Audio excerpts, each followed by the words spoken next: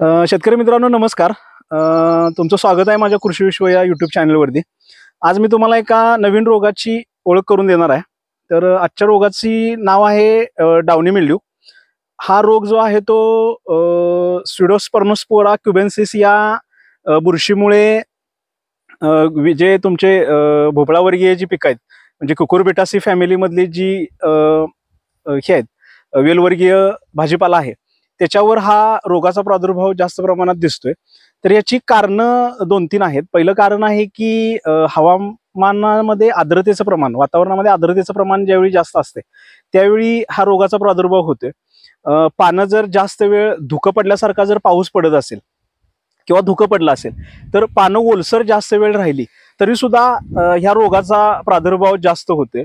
परत जुन्या पिकाचे औषध जर तुमच्या त्या प्लॉटमध्ये जर राहिले असतील तरी सुद्धा ह्या रोगाचा प्रादुर्भाव होतोय.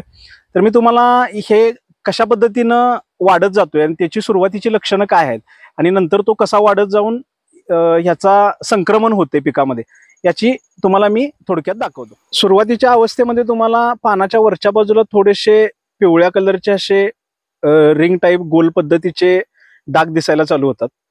त्यानंतर ह्या डागाचं रूपांतर हळूहळू असं मोठ्या प्रमाणात होऊन त्या जागेचा जो भाग आहे तो तुम्हाला असा वाळलेला दिसतोय. त्यानंतर पूर्ण ज्यावेळी रोगाचा प्रादुर्भाव जास्त असतो त्यावेळी हे अशा पद्धतीनं पान जे आहे ते पूर्ण पिवळं पडून करपायला चालू होते आणि त्यानंतर हे अशा पद्धतीनं पूर्ण तुमचं जे पान आहे ते वाळलं जाते.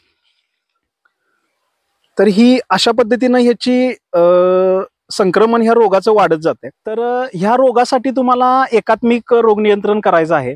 याच्यामध्ये तुम्हाला जैविक आणि रासायनिक अशा पद्धतीने आलटून पालटून तुम्हाला जैविक बुरशीनाशकांची फवारणी पिकामध्ये जास्त काळ पाणी साठू नये याची दक्षता घ्या.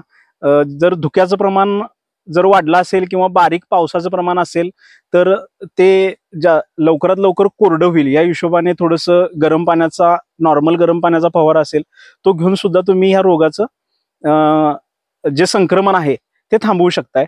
धन्यवाद. माझा व्हिडिओ आवडला असल्यास माझ्या यूट्यूब चॅनलला लाईक शेअर आणि फॉलो करायला विसरू नका आणि बेल आयकॉन दाबा. धन्यवाद.